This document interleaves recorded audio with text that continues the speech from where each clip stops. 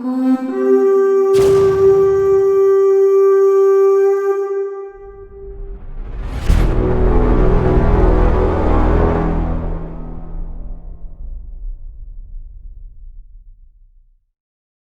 siguiente video es la adaptación de una ponencia realizada en las 17ª Jornadas de Literatura Fantástica Doctérrima, cuyo título es Mitopoeia, crear mitos para crear mundos. Para comenzar, vamos con los objetivos. Primero, caracterizar el concepto de mitopoeia.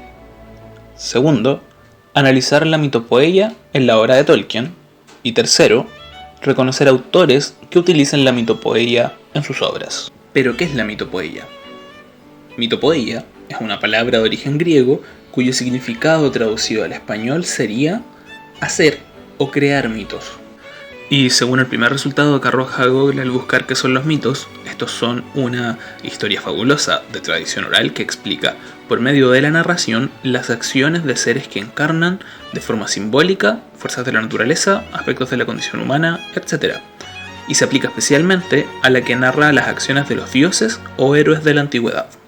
Y la mitopoeia tiene características distintas en cada mundo o en cada cultura. Cuando hablamos de literatura fantástica podemos decir en cada mundo. Mitopoeia, el poema, fue escrito en 1931 por Tolkien. En 1988, en una edición del libro Árbol y Hoja, se incluye este poema, quedando el libro finalmente con el título de Árbol y Hoja y el poema Mitopoeia, dedicado a C.S. Lewis, el autor de las Crónicas de Narnia, en el periodo en que éste no era cristiano aún. El poema comienza con una dedicatoria de Filomito, o el que ama los mitos, a Misomito, o el que odia los mitos, que dice a aquel que dice que los mitos son mentiras y por tanto sin valor, aún dichos a través de la plata. Vamos ahora a la mitopoeia como concepto. Hay dos ideas importantes, si bien no las únicas, que resaltan cuando se estudia el concepto de mitopoeia. Y esas ideas son idealismo y subcreación. El idealismo es una corriente filosófica que antepone las ideas, los pensamientos o lo espiritual a lo material.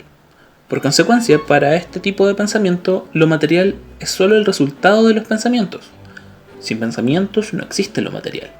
Una frase que ejemplifica muy bien esto es la célebre pienso, luego existo. Luego está la subcreación, un concepto fuertemente inspirado por el pensamiento religioso cristiano de Tolkien, en el que se manifiesta que la creación es solo obra de el creador, por lo tanto Dios. La humanidad entonces solo alcanza la categoría de subcreadora. No podemos crear, porque solo transformamos lo que ya fue creado. En el ensayo que se titula Sobre los cuentos de hadas, Tolkien menciona que en la subcreación se establece un mundo secundario, que puede tener características muy distintas al mundo primario, o sea, a nuestro mundo, pero que siempre va a ser creíble en tanto muestre coherencia interna. Pasando a la mitopoeia en Tolkien, mi postura es que se sustenta en 4 puntos, tanto en ideas de subcreación como en mitos fundacionales. Y estos 4 puntos son la fuerza creadora, los dioses, el lenguaje y el peso del destino. La fuerza creadora tiene relación directa con Eru Ilúvatar, quien es el único que tiene la capacidad de crear porque posee la llama imperecedera. Los dioses, o más bien dicho los Ainur, solo son capaces de transformar lo que ya existe. Sin embargo, son fuerzas de la naturaleza.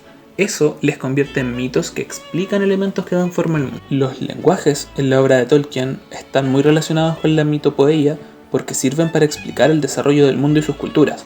Por ejemplo, en Quenya, la expresión Ela o Ele puede entenderse tanto como mirad o como estrella, porque se supone que fue la primera exclamación que hicieron los elfos al ver las estrellas por primera vez. Finalmente, el peso del destino es un elemento importante también, por ejemplo para los elfos, cuyas vidas están atadas al destino del mundo. Hay además varios ejemplos de personajes tratando de ir contra el destino que se les impuso, sean estos mortales o inmortales. La Ainulindale es claramente una muestra de que el destino es una fuerza de la naturaleza, y por mucho que trates de ir contra él, como le pasó a Melkor, a veces solo vas a lograr ajustarte a su armonía.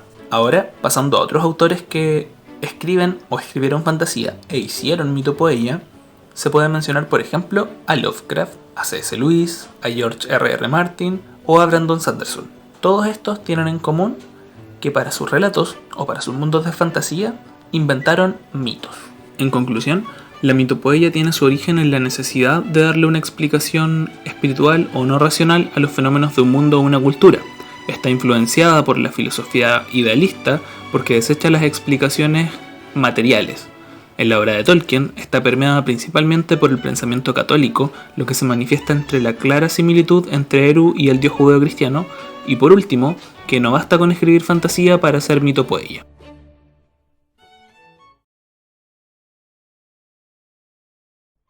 Lo siguiente es una serie de respuestas a preguntas surgidas a raíz de la presentación, en las que profundizo un poco más en algunos aspectos que pudiesen haber generado dudas.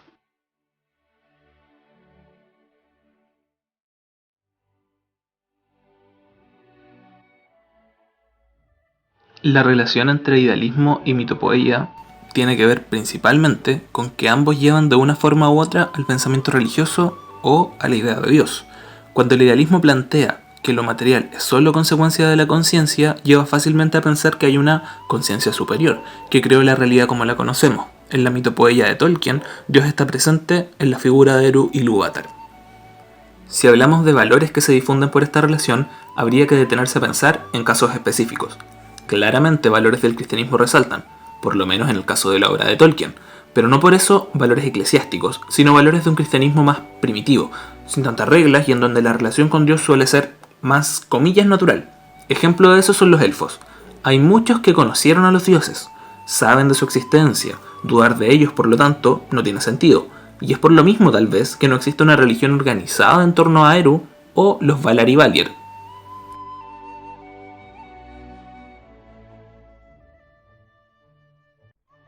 ¿Cuál es el impacto? Mucho. Si bien el término fue acuñado por Tolkien, eso no implica que este género literario haya comenzado con él. ¿Habían autores creando mitologías complejas tal como lo hacía Tolkien en su época? Yo diría que muy pocos. Sin embargo, la humanidad ha venido haciendo esto desde que se empezaron a contar las primeras historias. Los mitos son parte del desarrollo cultural humano. En todas las civilizaciones hay mitos que explican el origen de fenómenos de la naturaleza. Todos hemos escuchado mitos de distintas culturas.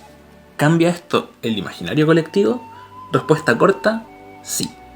Respuesta larga, todas las culturas que han creado mitos han comprendido su vida desde ellos. Algunos mitos incluso determinan sus tradiciones, porque los mitos también sirven para enseñar normas de comportamiento a quienes integran una cultura. En el caso de Tolkien, su mitopoeia de fantasía ha determinado el rumbo de la mayor parte de la literatura fantástica en la actualidad. Gran parte de los y las escritoras que se dedican al género basan sus mundos en parámetros que fueron creados por Tolkien, llegando a caer en el cliché. Es difícil pensar en elfos que no sean ágiles, o en enanos que no tengan barbas, y esto no solo pasa en la literatura, sino que también en el cine, los videojuegos, los juegos de rol, etc.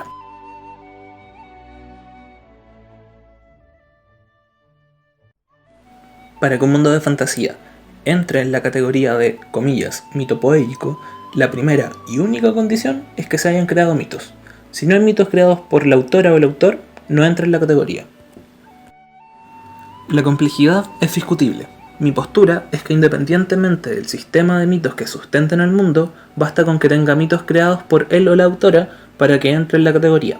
Por ejemplo, en la saga de Percy Jackson, donde la trama gira en torno a dioses griegos, considero que no hay mitopoeia, porque se usa una mitología ya existente, y no se crea nada. Es por eso que anteriormente decía que no bastaba con escribir fantasía para hacer mitopoeia.